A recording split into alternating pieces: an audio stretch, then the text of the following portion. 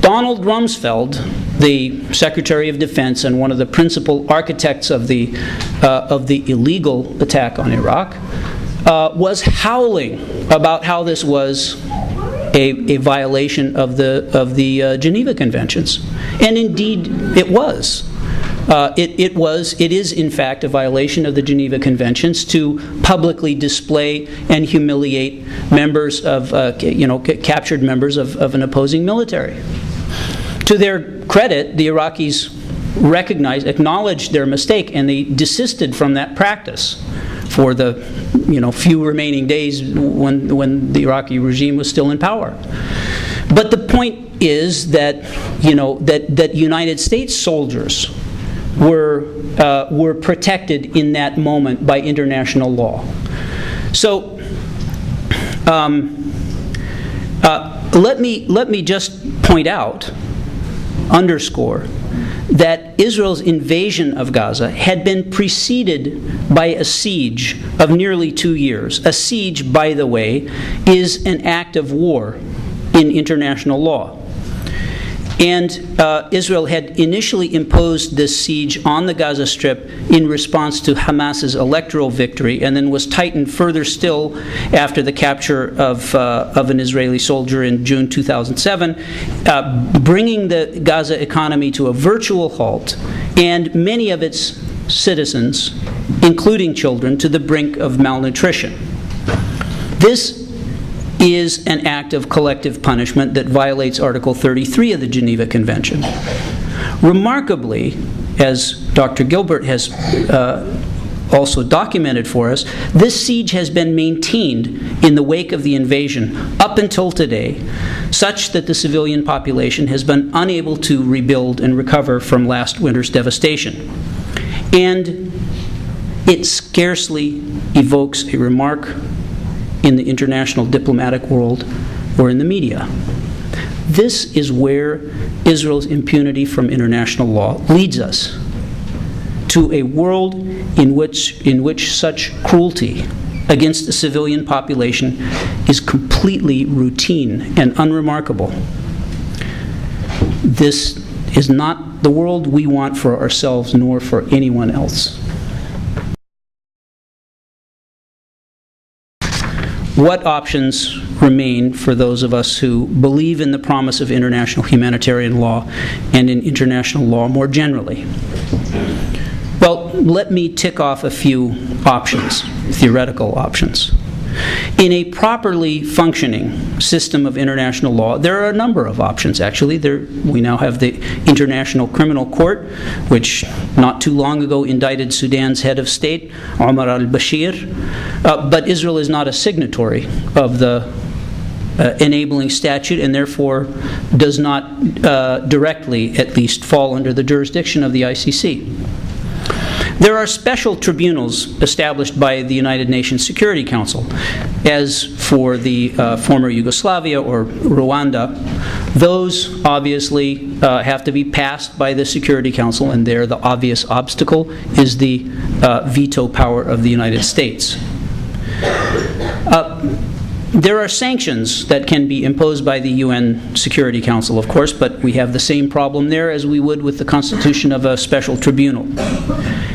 And then we have prosecutions in states that practice the principle of universal jurisdiction, such as Spain, England, Belgium, and some others. There is some promise here, and I know you're all aware of the arrest warrant that was issued for Tzipi Livni and that caused her to call off her visit recently to England, and other such potential prosecutions are in the works.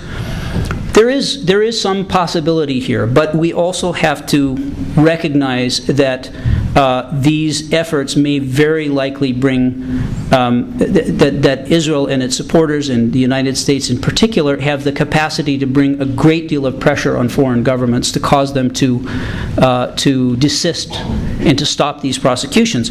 And we already have a good example of that in the immense pressure that was brought on the government of Belgium when Ariel Sharon and other perpetrators of the Sabra and Shatila massacres were being threatened with prosecution 6 or 8 years ago. And in that situation, good old Donald Rumsfeld, that defender of the Geneva Conventions, was threatening to move NATO headquarters out of Belgium if the Belgian legislature did not change the law that extended universal jurisdiction to these kinds of cases. And indeed, the Belgian legislature did enact changes, essentially at the demand of the U.S. government. So, what remains? When governments fail, citizens have to take charge, and that's where we are now. And that leads us to boycott, divestment, sanctions, BDS. Not as vigilantes. We're not talking about taking the law in our own hands. We're talking about using peaceful means. The justification for boycotting Israel, including an academic and cultural boycott, is not because Israel is even the worst offender in the international order. But the worst first has never been the criterion for launching a boycott, divestment, sanctions campaign.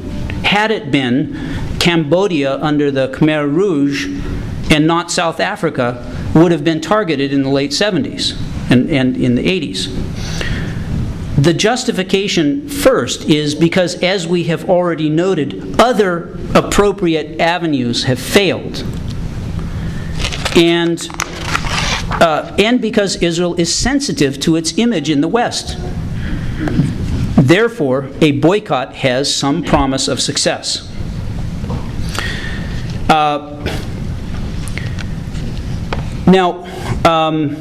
And I know a number of members of this audience are likely involved in this effort already, and there are many dimensions of it. There are many different ways in which the BDS campaign is moving ahead, and you're probably all aware of the many different advances that have been achieved over the past year.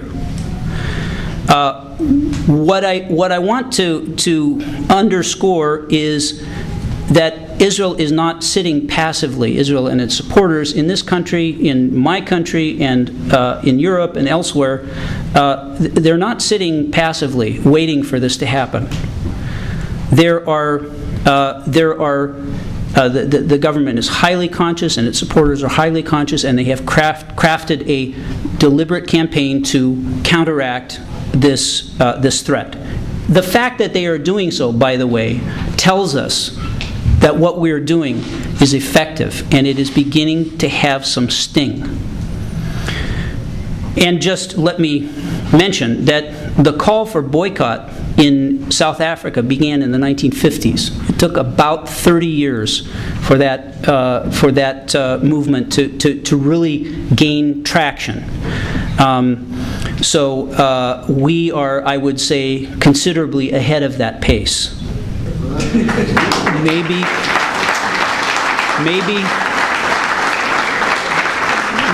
the Palestinians are simply reacting as any other people would, whose land has been taken from them, whose dignity has been assaulted, and who have been forgotten and neglected by the global community. They are the most proud, dignified, determined people you can imagine. And if you go there and spend some time, you'll see what I'm talking about, and your life will be forever changed. So they are the ones who are the real leaders of this movement for their own dignity, for lives of freedom and prosperity. And one day, I know that basic dignity, that strength, that determination, that indomitability is going to be recognized by Israeli Jews themselves.